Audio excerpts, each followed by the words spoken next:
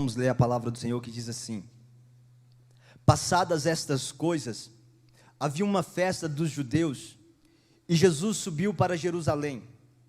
Ora, existe ali, junto à porta das ovelhas, um tanque chamado em hebraico Betesda, o qual tem 5 pavilhões. Nestes jazia uma multidão de enfermos, cegos, coxos, paralíticos, esperando que se movesse a água, porquanto um anjo descia em certo tempo, agitando-a, e o primeiro que entrava no tanque, uma vez agitada a água, sarava de qualquer doença que tivesse. Estava ali um homem enfermo havia 38 anos. Jesus, vendo-o deitado e sabendo que estava assim há muito tempo, lhe perguntou: queres ser curado? Respondeu-lhe o enfermo: Senhor, não tenho ninguém que me ponha no tanque quando a água é agitada, pois enquanto eu vou, desce outro antes de mim. Então Jesus lhe disse: levanta-te, toma o teu leito e anda. Imediatamente o homem se viu curado, e tomando o leito, pôs-se a andar, e aquele dia era sábado. Pai, no nome do Senhor Jesus, obrigado pela tua palavra, ó Deus. Ela por si só, ela é viva, ela é eficaz. A tua palavra por si só produz vida em nós. Por isso, Senhor, eu te peço a graça, a misericórdia, ó Pai, para poder de alguma maneira, ó Deus, contribuir para o crescimento dos meus irmãos e irmãs nesta noite, Pai.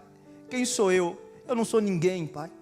Mas eu te peço, Pai, sabedoria do alto, para Deus comunicar a tua palavra aos teus filhos, Senhor. Eu me esvazio de tudo o que eu acho que sei, Pai, e me apego à tua sabedoria nesta noite, Pai. No nome do Senhor Jesus. Amém. Queridos, esse texto, é bem provável que você já ouviu inúmeras pregações desse texto. É bem provável que você já escutou muita coisa. E nessa noite eu quero falar com você sobre o poder para recomeçar. O poder para recomeçar. A vida, ela é cheia de ciclo, não é verdade? Cheia de fases, cheia de altos e baixos. Assim é a nossa vida. Parece que a gente está num loop infinito de inícios e fins. A vida é assim. Agora, era assim também a vida desse homem. A Bíblia diz que toda manhã, todo dia, ele era levado, ele era carregado para aquele mesmo lugar. Ele estava ali com as mesmas pessoas, com as mesmas doenças. Ele convivia com a própria ou com a mesma enfermidade durante 38 anos. O ambiente era o mesmo. O ciclo era infindável, não acabava. A fase da doença na vida daquele homem não passava. Imagina, 38 anos padecendo o mesmo mal. E o interessante é que aquilo ali, imagina o mau cheiro, imagina a insalubridade naquele local, naquele ambiente. Era um lugar insuportável para estar. Mas a Bíblia diz que aquele homem, ele estava ali durante todo esse tempo, apegado a uma ideia fabulosa, de que em algum momento, algo poderia acontecer, e a vida dele poderia mudar. E por que eu digo uma ideia fabulosa? Porque na verdade, era uma possibilidade.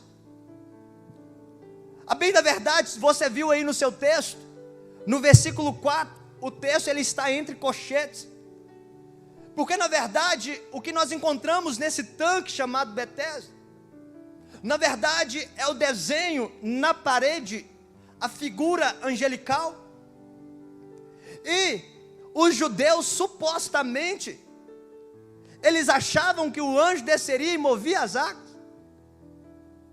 Mas era como quando você acreditava que se passar debaixo da escada, algo iria acontecer.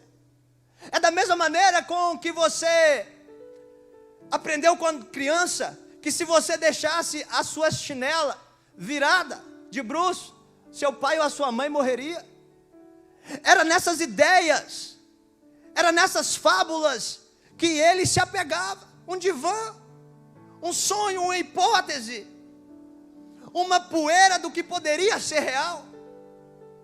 Imagina, queridos, alguém passar uma vida inteira se apegando àquilo que pode ser, mas que não é. Era a vida desse homem. 38 anos. 38 anos. Vivendo uma ilusão.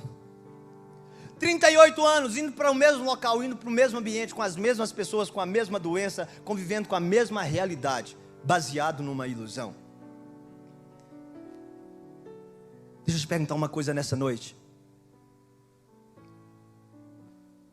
Quanto tempo mais vale você viver a ilusão que você tem vivido? Mas quanto tempo? Mas quantos anos da sua vida vale a pena viver a ilusão que você tem vivido? Essa foi a pergunta que Jesus fez para ele. A Bíblia diz que quando Jesus chegou até ele, Jesus, vendo que ele estava ali por muito tempo, Jesus já tinha visto ele há vários meses, anos, naquele mesmo lugar. E Jesus chega para ele e fala assim: mas quanto tempo você quer ficar aqui? E sabe como foi a pergunta de Jesus? Sabe como que foi o questionamento de Jesus para ele? Foi assim: você quer ser curado? Você quer ser curado? Em outras palavras, você quer continuar, mas quanto tempo tem dessa vida? Mas quanto tempo vale a pena viver uma ilusão? Era a pergunta de Jesus para ele. Porque Jesus já o conhecia. E da mesma maneira, queridos, Jesus nos conhece. E nessa noite o Senhor, Ele vai trabalhar alguns pontos em nossa vida para a gente recomeçar. Jesus vai trabalhar alguns aspectos em nossa vida para a gente recomeçar. E a primeira pergunta de Jesus para mim e para você nessa noite é: você quer ser curado? Você quer continuar vivendo assim, ou você quer ter uma vida, um recomeço real? Algo realmente que vale a pena? Você quer continuar desse jeito, paralítico, sendo carregado? Ou você quer viver uma vida realmente sobrenatural? E Jesus deu para aquele homem duas possibilidades para ele recomeçar. A primeira é: levanta-te. Repita assim comigo: levanta-te. Gente, levantar é algo que você faz todo dia. Levantar é algo que você faz tão automático, tão normal, tão natural, que para sair daqui você vai levantar. Quando você acorda, todo dia você se levanta. No meio da noite dá vontade de ir no banheiro, você se levanta. Mas você nem se percebe. Agora, esse homem aqui, amados, 38 anos, ele não podia fazer isso. 38 anos ele não sabia o que era se levantar. 38 anos ele não sabia o que era ter força na musculatura, na coluna, para se colocar de pé. E aí, quando Jesus faz a pergunta para ele: filho, você quer ser curado? Qual que é a resposta dele? Ah, Senhor, eu não tenho ninguém para me colocar dentro do tanque. Engraçado é que todo dia ele estava lá. Quem levava ele? Olha a resposta que ele deu para Jesus: ah, Senhor, eu não tenho ninguém para me colocar dentro do tanque. Agora eu te pergunto, amado, quem é que levava ele toda manhã e colocava ele ali naquele lugar, naquele ambiente? Como não tem ninguém? Como é que eu não tenho ninguém se todo dia eu estou aqui? E aqui é manifesto, é revelado a primeira atitude desse rapaz. e às vezes eu e você temos, que é murmuração. E eu quero te falar algo nessa noite, querido. A sua murmuração, a minha murmuração, ela acaba com a nossa gratidão. Quem murmura geralmente é ingrato. Quem murmura geralmente fecha a porta da gratidão. Ele estava dizendo assim: eu não tenho ninguém para me colocar dentro do tanque. Era a mesma coisa que ele está dizendo assim, amado: Deus não me ama, Deus não me quer bem. Por quê? Porque eu sempre sou o último, porque eu sempre sou o próximo, nunca é minha vez. Mas como assim não é minha vez? Que ingratidão é essa, filho? Que ingratidão é essa, filho? Mas é o coração daquele homem tomado de murmuração. E aí então Jesus para responder, é interessante, querido, que Jesus é bem claro com a resposta. A resposta de Jesus é assim: levanta-te. Sabe por quê, amados? Porque Deus, Ele não está com tempo nenhum para ficar tentando explicar para mim e para você, para tentar entender nossas lamúrias, para ficar tentando entender nossas murmurações. Sabe, amado, Deus não está com tempo a perder para ficar pensando: eu vou ter que ajudar, tadinho do meu filho, coitadinho. Era a atitude daquele homem: tadinho de mim, coitadinho de mim, eu não tenho ninguém por mim. Jesus não responde nada disso a ele. Jesus fala assim para ele: levanta-te. Ei, querido, se você quer ter poder para recomeçar, deixa eu te falar uma coisa. Ei, levanta-te. O que é levanta-te? Ei, amado, para de ficar pensando qual que vai ser a próxima desculpa que você vai arrumar, e comece a se posicionar. Aqui o nome do jogo chama-se posicionamento e não pensamento. Aqui o nome do jogo é se posicionar, não é ficar tentando achar argumento, não. Aquele homem, a primeira coisa que Cristo trabalhou nele, para ele ter um recomeço real, foi: levanta-te, ou seja, tem uma posição. Tem muita gente que quer ver Deus fazer coisas na sua vida, mas fica arrumando obstáculos, fica arrumando desculpas, e Deus está o tempo todo dizendo: ei filho, ei filha, levanta-te, levanta-te. E aí eu estou tentando me explicar para Deus: Deus, Senhor, não é bem assim, está difícil a vida, é 38 anos, mas está difícil, Deus, a vida está complicada. E a gente assim, amado: a vida está difícil demais, ou um sofrimento, que sofrimento, não tem ninguém por mim. Era a historinha desse rapaz, e Jesus vira para ele e fala assim: não, filho, ei, para de contar essa historinha, se posicione, levanta-te. Queridos, quando Jesus manda ele se levantar, eu lembro do Salmo capítulo 20, versículos 7 e 8, diz assim: uns confiam em carros, e outros confiam em cavalos, mas nós faremos menção do nome do Senhor. Uns se curvam e caem, mas nós nos levantamos e estamos de pé. Aleluia! Senhor, eu não tenho ninguém, eu não tenho amigo, eu não tenho amiga para colocar eu dentro do tanque. Uns está confiando na força do braço, outros está confiando na força do pastor, mas nós faremos menção do nome do Senhor. Uns vão se curvar diante de quê? Se curvar diante da força humana. Se curvar diante de quê? Se curvar diante da religião. Mas o salmista fala: ei, nós não. Nós iremos nos levantar. E não se levantar somente, mas nós iremos permanecer de pé. Ei, amado, não tem tempo para a gente ficar se curvando, murmurando, dizendo assim: Deus, tadinho de mim, coitadinho de mim. Não. Chegou um tempo que a igreja, eu e você, nós precisamos nos posicionar. Sabe, a estrutura daquele homem estava intacta. O grande milagre aqui começa a acontecer quando ele se coloca de pé. O grande milagre, querido, vai começar a acontecer na sua vida quando você se posicionar. A sua musculatura está aí eu digo, a musculatura da sua fé, da sua espiritualidade. da sua capacidade de vencer o mal, está aí, é uma realidade em você.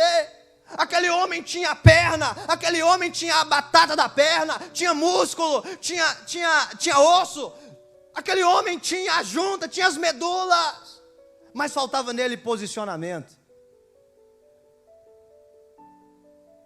Samuel, mas precisou do toque de Deus, precisou do toque de Jesus, precisou da palavra de Jesus. Levanta-te.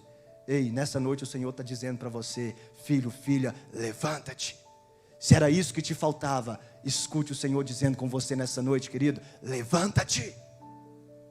Levanta-te. O segundo ponto é: toma o teu leito. Toma o teu leito e anda. Amados, recomeçar, sabe o que significa? Retornar de onde você parou. É isso mesmo. É você retornar de onde você parou. Mas veja, retornar de onde você parou não significa que é fazer as mesmas coisas que você fazia. Os loucos é que agem assim. Fazem as mesmas coisas querendo resultado diferente. É gente louca. Jesus virou para ele e disse assim: ó, toma o teu leito.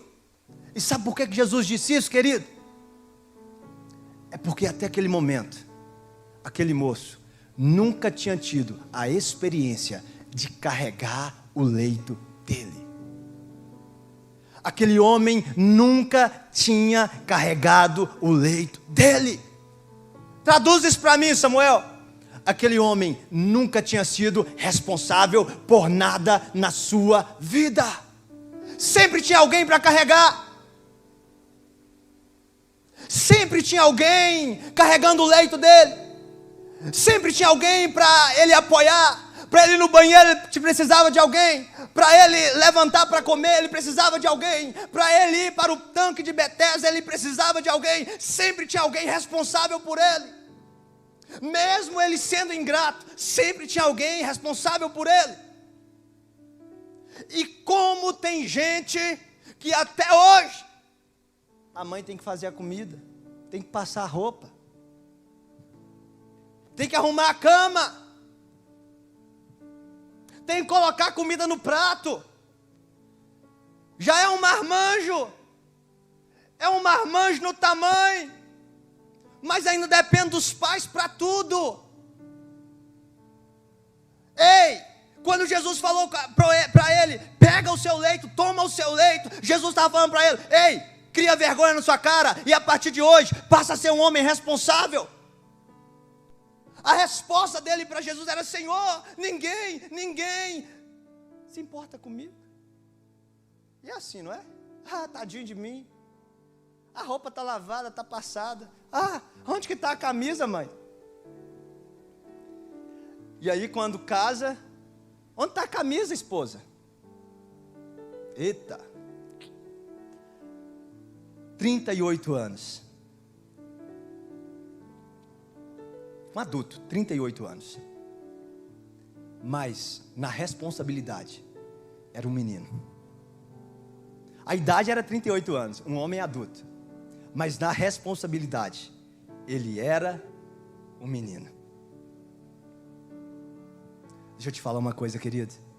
Deus, nessa noite, Ele nos chama para recomeçar. Ei, mas não da mesma forma. Ei, deixa eu te falar uma coisa. Agora tem que ser diferente. Essa família, ela precisa ganhar um novo rumo. Esse relacionamento, ele precisa a partir de agora ter futuro. Sabe, esse ministério que você tem em Deus, agora ele precisa fluir. Chega de culpar os outros, chega de responsabilizar os outros. Agora chegou a sua vez de tomar o seu leito. Agora não tem o parente, agora não é culpa de fulano, de beltrano, agora é a sua vez de chamar para si a responsabilidade, dizer: Deus, eu estou aqui, e usa-me, Senhor, nas minhas incapacidades, usa, Senhor, nas minhas limitações, mas por favor me usa, Deus. E eu vejo, irmãos, Eu vejo, amados, nessa noite, eu vejo homens e mulheres, eu vejo homens e mulheres se levantando, gente que estava acomodado, jogando a responsabilidade para cima dos outros. Eu creio que nessa noite, homens e mulheres irão se levantar na força do Senhor, pegarão os seus leitos e caminharão para o processo da vitória de Deus nas suas vidas. Eu creio nisso. E é por isso que eu estou falando com tanta ênfase, porque eu creio no poder do Altíssimo. As palavras de Jesus foram suficientes para aquele homem se colocar de pé. Jesus deu uma ordem a ele: toma o seu leito. E ele pegou, queridos. E agora, após se levantar e pegar a sua cama, Jesus fala para ele: anda. Anda. Para quem era um paralítico? A gente pensa assim: ele já conseguiu ficar em pé, ele já conseguiu abaixar e pegar a cama. O leito era uma esteirinha que as pessoas ficavam deitadas. Ele já conseguiu abaixar e pegar a cama. Agora Jesus fala para ele: anda. E agora vem a questão, né, querido? Imagina, 38 anos entrevado.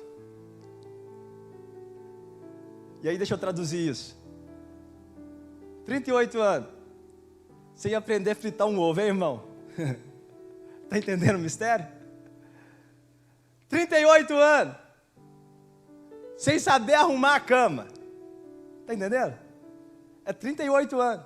Ele está de pé, mas agora é dar o primeiro passo. Agora é se mover. Agora não é somente mais ficar de pé. Essa parte passou, mas agora é começar a caminhar. Não tinha segurança, estava tudo entrevado, mas ele estava tudo entrovado.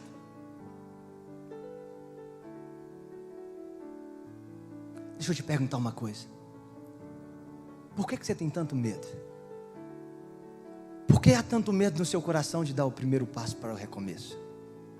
Por que há tanto medo no seu coração para fazer diferente dessa vez? Por que há tanta insegurança? Quando eu preparava essa mensagem, querido, Deus falava ao meu coração: Samuel, tem muita gente no fundo do poço, mas está com medo de sair de lá. Tem muita gente afundando, mas não consegue dar o primeiro passo. Não conseguem sair do lugar. Uns pelo medo, outros pelo comodismo. Esse lugar aqui é 38 anos que eu passo aqui, que eu sinto mau cheiro aqui, que eu tenho que fazer as minhas necessidades aqui, que um monte de gente faz isso também aqui, é um mau cheiro terrível. Mas eu não sei para onde ir. Eu estou com medo de sair dessa realidade. Isso daqui, com perdão da palavra, é uma merda. Mas mesmo assim eu tenho medo de sair daqui. Isso aqui não me garante nada. Mas mesmo assim eu continuo com medo. E outros dizem assim: tá ruim, mas tá bom. Tá ruim, mas poderia estar pior. Tá ruim, mas tem gente muito pior que eu. Acomodou. Vai me orar não. Já é 20 anos, esse casamento tem jeito. Já é 30 anos, eu vendo esse filho dando trabalho. Vai mudar não. Tá bom assim. Tem gente muito pior do que eu. E aí o apóstolo Paulo, ele fala algo. Em Filipenses capítulo 3, verso 13 e 14, ele fala assim: mas uma coisa eu faço, esquecendo-me das coisas que para trás ficam, e avançando para as que diante de mim estão, prossigo para o alvo, para o prêmio da soberana vocação de Deus em Cristo Jesus. Eu estou no fundo do poço, mas esse fundo do poço se tornará o meu passado, porque eu vou avançar para o alvo. Ei, amado, eu me esqueço das coisas que para trás ficam. Imagina aquele homem ali, ganhava esmola. Imagina aquele moço ali, sempre passava um e dava um tapinha no ombro, dizendo assim: nó, por que não é sua vez, né, só? Injustiça, né? Passava outro e dizia assim: não, hoje eu vou pagar o almoço para você. Aí o outro vinha e dizia assim: sai desse lixo, rapaz. Mas aí essa palavra não entrava, sabe por quê? Porque ele não queria se esquecer daquilo. Tem muita gente na presença do Senhor, podendo desfrutar da grandeza de Deus, mas está dizendo assim: eu não quero esquecer dessa vidinha. Eu não quero esquecer. Eu não quero esquecer dessa imundícia. Eu quero ficar aqui. Está ruim, mas eu quero continuar aqui. Ei, querido, mas nessa noite o Senhor te chama para dar o primeiro passo. Essa noite o Senhor te chama para marchar em direção a Ele, para ir em direção a Ele, mesmo que seja com insegurança, mesmo que seja tudo entrevado, mas pelo amor de Deus, sai daqui nessa noite dizendo assim: Deus, custe o que custar, mas eu já estou com o meu leito na mão e eu vou dar o primeiro passo. Eu vou sair dessa realidade. Eu vou me levantar na força do Senhor e vou caminhar em direção ao Senhor.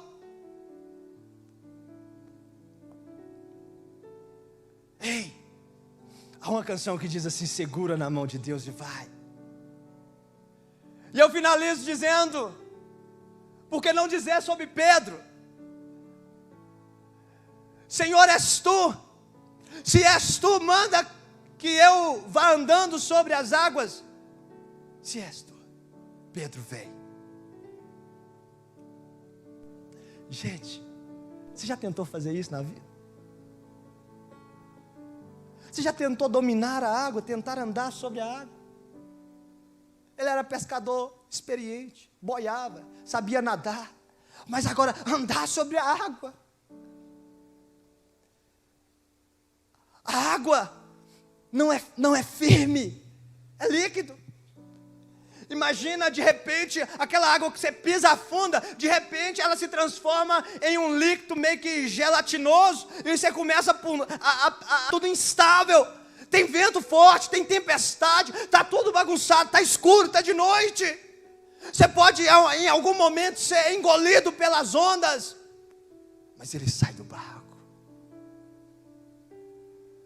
ele sai do barco e começa a andar em direção ao Senhor. Amado, eu não sei o tamanho que é a onda que você está enfrentando. Eu não sei o quão é difícil para você sair desse barco. Eu não sei quão difícil para você é dar esse primeiro passo. Mas eu quero te dizer algo nessa noite. Assim como Pedro, ele escutou a voz de Jesus e foi. O Senhor te chama nessa noite para, por mais que seja difícil, por mais que para muita gente, talvez até para você mesmo, seja impossível. Talvez você olhe na sua concepção e você diz assim: para mim é impossível. Mas quando você olha para Jesus, Jesus está dizendo para você: pode vir, filho. Pode vir, sai desse poço fundo. Sai dessa bagunça, filho. Sai dessa tempestade, sai dessa realidade. Até parece que você está dentro do barco, parece que você está seguro, mas deixa eu te falar, esse barco que você está é o fundo do poço, filho. Então sai daí. E aí, mesmo com dúvida, mesmo com incerteza, mesmo com insegurança, mesmo todo entrevado, você começa a caminhar, você começa a andar. E de repente eu fico pensando naquele homem andando, queridos. Ele não tem firmeza nas pernas. Eu nunca tinha feito isso nos últimos 38 anos. O corpo está desequilibrado. Mas quando ele dá o primeiro passo, ele demora. Você acha que dar o primeiro passo vai ser fácil? Não vai não. Você vai demorar. Você acha que você vai sair andando, correndo, que nem um maratonista? Não vai não. O primeiro passo será desafiador. E o segundo tão desafiador quanto o primeiro. Mas depois que você começar a andar, uns 10 metros, você vai ver que as coisas voltaram ao normal. Você vai ver que a realidade de poder caminhar e andar sobre as águas, ela é infinitamente melhor do que viver no fundo do poço, por mais que pareça para você um barco seguro. Nesse momento eu te chamo a se colocar de pé. Se coloque de pé nesse momento. Aquele homem andou, e as pessoas ficaram, queridos, as pessoas ficaram atônitas. Elas ficaram abismadas, sabe por quê? Porque ele era sábado. E ele estava com a caminha dele, não podia andar com a cama, com o leito, no sábado. Mas ele estava lá segurando, andando, contrariando a expectativa comum. Deixa eu te falar uma coisa. Quando você botar a sua caminha debaixo do braço, e você começa a andar de lá para cá, de cá para lá, você vai começar a contrariar a gente. O nego vai olhar para você e vai dizer assim: que é isso que está acontecendo? Que é isso que está acontecendo? E você vai dizer assim: eu não sabia quem era Jesus, gente. Se você continuar lendo o texto, você vai perceber que aquele homem não sabia quem era Jesus. E ele só sabe dizer assim o seguinte: eu fui curado. Um homem mandou eu levantar, pegar o meu leito e andar, e eu fiz. Eu não sei qual é a dimensão, a sua fé. Eu não sei em qual nível que você está. Eu não sei o quanto você acredita no poder de Deus. Eu não sei qual é a dimensão que você crê em Deus. Mas eu quero te dizer uma coisa. Ei, aqui eu não estou para te falar nessa noite sobre o tamanho da sua fé, mas eu estou aqui para te falar do tamanho do seu Deus. Eu estou aqui para te falar que quem te chama é infinitamente maior do que a sua paralisia. Quem te chama, Ele já te escolheu desde a fundação do mundo. Sabe, amado,